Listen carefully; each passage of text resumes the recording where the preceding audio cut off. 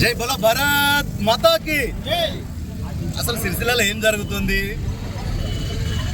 గాల్లో ఉన్నటువంటి కేటీఆర్ గల్లీలలో కూర్చుండి ప్రజలకు మొన్నటి స్థానిక ఎలక్షన్లల్లో నేను గతంలో మంత్రిని కాదు, ఇప్పుడు నేను సిరిసిల్లకు ఎమ్మెల్యేని కాదు, మీ అందరికీ సేవ చేయడం కోసం వచ్చిన ఒక కౌన్సిలర్గా మిమ్మల్ని నేను ఓట్లు అడుగుతున్నా. ఇప్పుడు మీరు వేసే ఓటు నాకు ఎమ్మెల్యే కోసం కాదు, కౌన్సిలర్ కోసమే. ఇప్పుడు మీరు నాకు ఓటు వేస్తే నేను కౌన్సిలర్ చేసే పనులన్నీ చేస్తా అని గల్లీకి తిరిగి హామీ ఇచ్చుకుంటా వచ్చిన విషయం సిరిసిల్ల ప్రజలందరికీ తెలిసిందే. అయ్యా కేటీఆర్ గారు, ఇప్పుడు ఇదే సిరిసిల్ల మున్సిపాలిటీలో జరుగుతున్న అవినీతి ఏంది కనబడతలేదా? మీకు తెలియకుండా సిరిసిల్లలో చీమ కూడా చిటుక్కుమన్నదా అందరికీ తెలుసు. ఇక్కడ ఉన్న మీ ప్రజాప్రతినిధులు మీ పేరు చెప్పి పెద్ద సార్కి అన్నట. మరి పెద్ద సార్ అంటే వీళ్ళందరికీ మీరే కదా.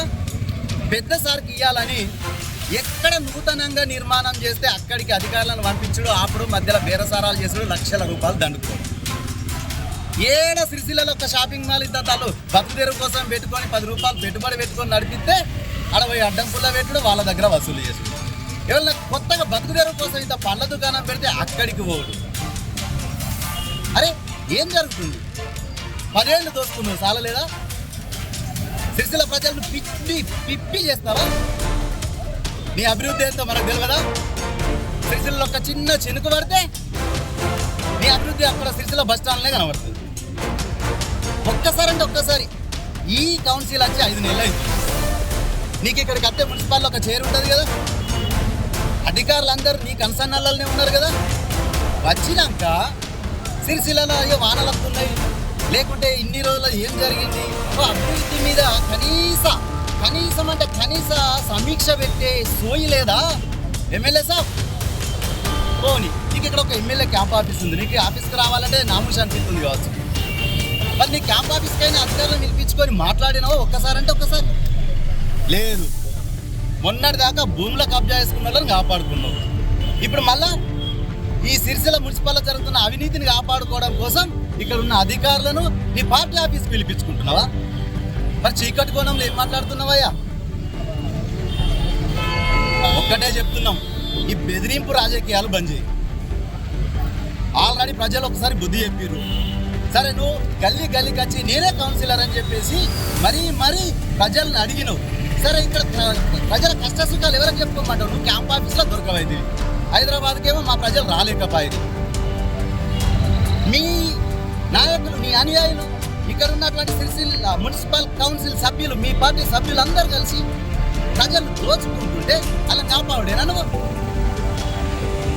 అయ్యా ఎమ్మెల్యే గారు, చాలా దోచుకున్నా కాడికి ఏడబెట్టుకుంటావా ఇన్నిగానం పైసలు? 10 ఏళ్ళ నుండి దోచుకున్నావు. ఒక్కడే చెప్తున్నాం, భారతీయ జనతా పార్టీ శాఖ తరఫున డిమాండ్ చేస్తున్నాం. మీ వైస్ చైర్మన్ మీద వచ్చినటువంటి ఆరోపణలకు వెంటనే ఆయనతో రాజీనామా చేయించాలి. నువ్వు వెంటనే ఆయనతో రాజీనామా చేయించాలి, లేదంటే నీ రాజీనామా దాకా కూడా నీ ప్రయాణం కొనసాగుతుంది.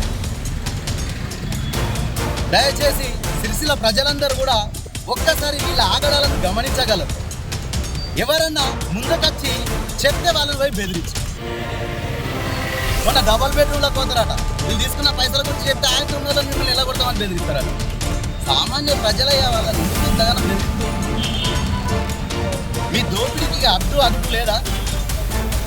సిరిసిల్ల మున్సిపాలిటీలో జరుగుతున్న ఈ అవినీతిని వెంటనే గౌరవ జిల్లా కలెక్టర్ గారు ఇక్కడ విచారణ చేపట్టి ఈ ఉన్న రాజీనామా వైస్ చైర్మన్తో రాజీనామా చేయించి ఇది కేటీఆర్ పార్టీ ఏముందో కూడా ఇంట్లో తీయాల్సింది.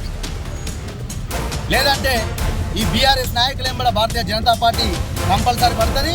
వాళ్ళ అరాచకాలన్నింటినీ బయటికి తీస్తామని హెచ్చరిస్తున్నాం. మరొక్కసారి మా ప్రధాన డిమాండ్, ఈ మున్సిపాల్లో జరుగుతున్న అవినీతికి ముఖ్య కారకుడైనటువంటి వైస్ చైర్మన్ దార్ల సందీప్ గారు వెంటనే రాజీనామా చేయాలి. దీనికి గౌరవ ఎమ్మెల్యే గారు బాధ్యత వహించాలని మా భారతీయ జనతా పార్టీ తరఫున డిమాండ్ చేస్తూ జై బోలో భారత్ మాతాకి.